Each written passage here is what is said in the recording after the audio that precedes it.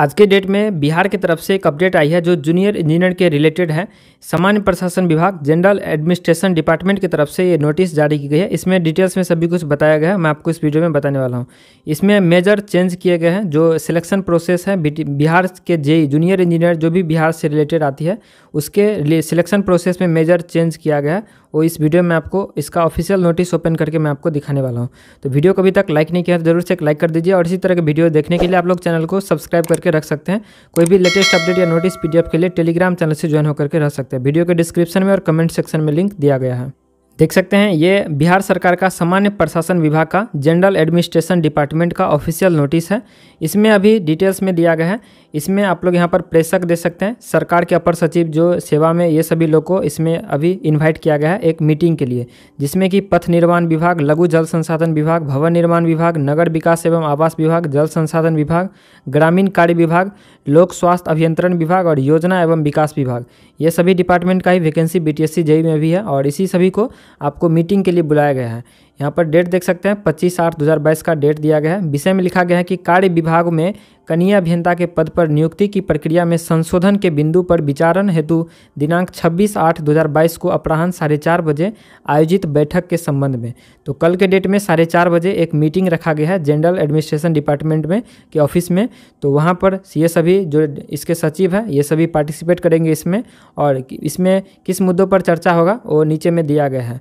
सबसे मेन मुद्दा जो रहेगा इसमें यहाँ पर देख सकते हैं, निर्देशानुसार उपयुक्त विषय में संबंध में कहना है कि CWJC संख्या 7312/2021 ये जो केस नंबर है ये आपको 40% से रिलेटेड जो मैटर में केस का जजमेंट आया था, जिसमें गवर्नमेंट पॉलिटेक्निक के साथ साथ प्राइवेट पॉलिटेक्निक्स जो बिहार से किए हैं उसको भी 40% का रिजर्वेशन देने के लिए उसी से रिलेटेड ये केस इसमें मैटर है, जो 19/4/2022 के डेट में जजमेंट आया था और ये लागू करने के लिए बोला गया था, जिसको बीटीएससी ने तो लागू कर दिया, लेकिन सरकार नियमावली भी आपको उसमें भी इसको ऐड करा जाना चाहिए और करेगा ही। जो भी हाईकोर्ट जो इस पर आदेश दे दिया तो जो भी इसका नियमावली है वो चेंज करेगा इसके अनुसार से, जिसमें अब जो नियमावली बन करके आएगा या तो उसमें 40% का रिजर्वेशन देगा जिसमें प्राइवेट पॉलिटेक्निक को ऐड करेगा, या तो ख़त्म ही कर देगा पूरे 40% का रिजर्वेशन। ये अब सरकार पे डिपेंड करती है ये कल के बैठक में कि क्या किया जाएगा। इसी का संशोधन इसमें आपको कल के डेट में लिया जाएगा। और दूसरा जो मेजर संशोधन किया जाना है वो है एग्जाम से रिलेटेड। अभी तक क्या थी कि जो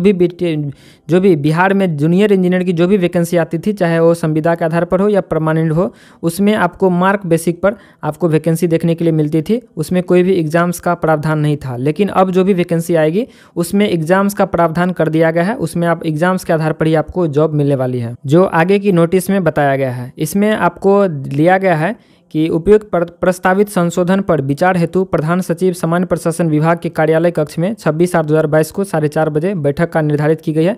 सभी इसमें विभाग के सचिव से अनुरोध है कि ससमय भाग लेने का कष्ट किया जाए।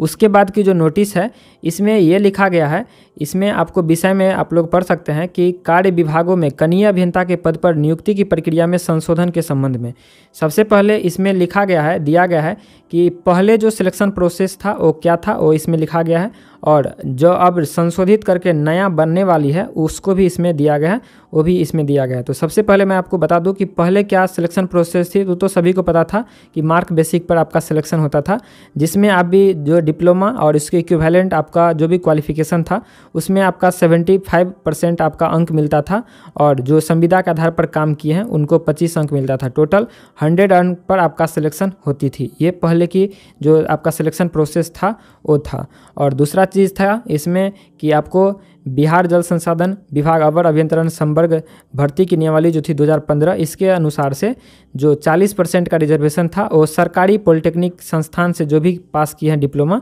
उसको दिया जाता था, उसके आरक्षण को भरा जाता था। उसके बाद जो शेष बच गई थी उसको जो साधारण तरीके से उसको भरा जाता था। तो ये था प्रीवियस जो सिलेक्शन प्रोसेस उसका।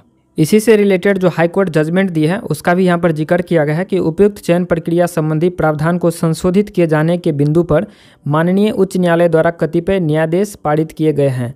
राज्य सरकार द्वारा प्रासंगिक न्यायादेशों के अनुपालन का निर्णय लिए जाने के आलोक में सभी कार्य विभागों के कनीय अभियंता के पद पर नियुक्ति की चयन प्रक्रिया को संशोधित किया जाना विचाराधीन था।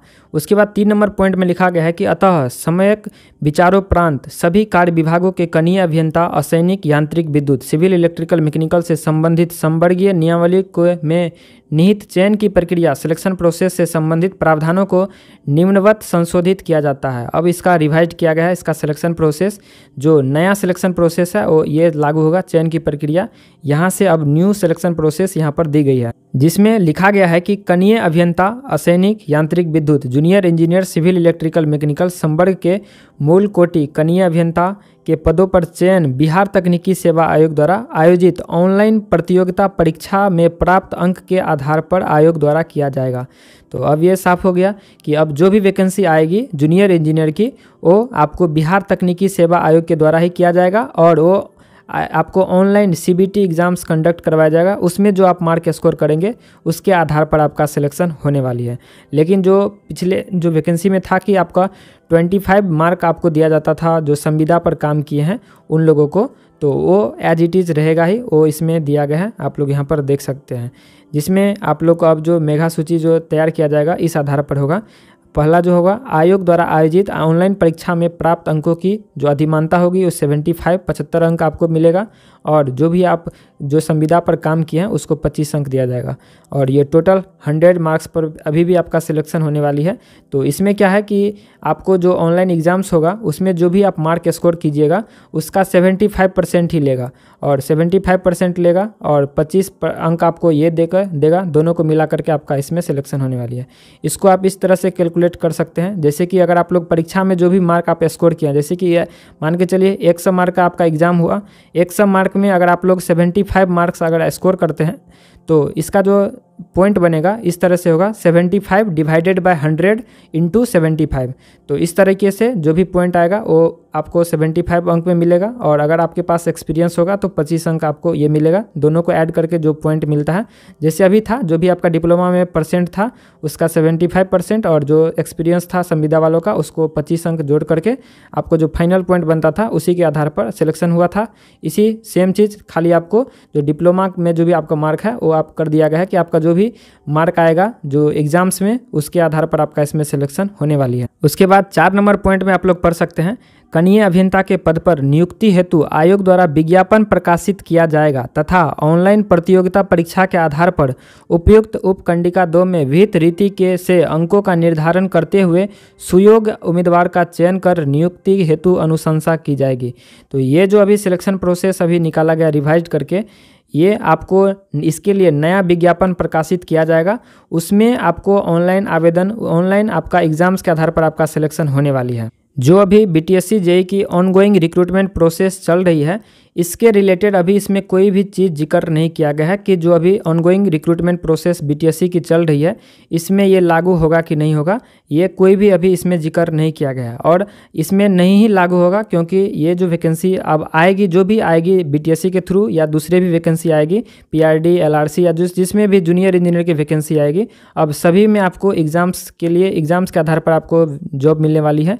अभी ऑनगोइंग रिक्रूटमेंट प्रोसेस जो चल रही है बीटीएससी की, इसमें लागू नहीं होगी, और इससे रिलेटेड अभी इसमें कोई जिक्र भी नहीं किया गया है, और ये और साफ स्पष्ट हो जाएगा जब कल का जो मीटिंग है वो ख़त्म होगा। उसके बाद उस कल के मीटिंग का भी एक लेटर जारी करेगा जिसमें सभी कुछ डिटेल्स में बताया जाएगा, या बाद में भी जारी कर सकता है। तो कल के मीटिंग के बाद क्लियर होगा कि क्या निर्णय लिया गया है, क्या निर्णय इस पर लिया जाएगा, ये सभी चीज़ कल के मीटिंग के बाद स्पष्ट होगा। उसके बाद सबसे नीचे में दिया गया है कि आदेश दिया जाता है कि सर्वसाधारण की जानकारी के लिए इसे बिहार राजपत्र के असाधारण अंक में प्रकाशित किया जाए, और इसकी प्रतिलिपि महालेखाकार बिहार पटना सचिव, बिहार लोक सेवा आयोग, उसके बाद बिहार कर्मचारी चयन आयोग और बिहार तकनीकी सेवा आयोग तथा सरकार के सभी विभाग, सभी विभागाध्यक्ष, सभी प्रमंडलीय आयुक्त, सभी जिला पदाधिकारी को सूचना भेजी जाए।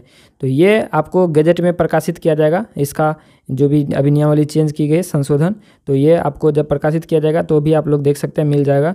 तो अभी ये है कि अभी इसका जो सिलेक्शन प्रोसेस है वो चेंज कर दिया गया है। जो अभी मार्क बेसिक पर होती थी उसमें अब एग्ज़ाम्स लिया जाएगा।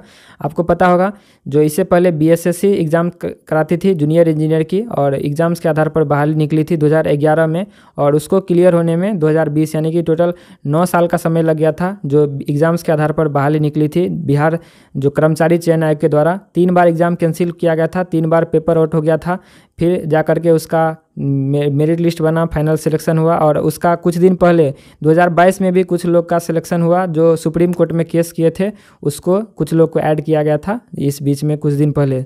अब देखिए बीटीएससी करवाती है, ये भी इसका फर्स्ट बहाली होगा एग्ज़ाम्स के आधार पर। तो ये क्या करती है, क्या होगा, वो तो बात की बात है, जब इसका कंडक्ट होगा तभी पता चलेगी। तो आप लोग इसके बारे में क्या सोचते हैं, अपना राय विचार ज़रूर से कमेंट सेक्शन में बताइएगा।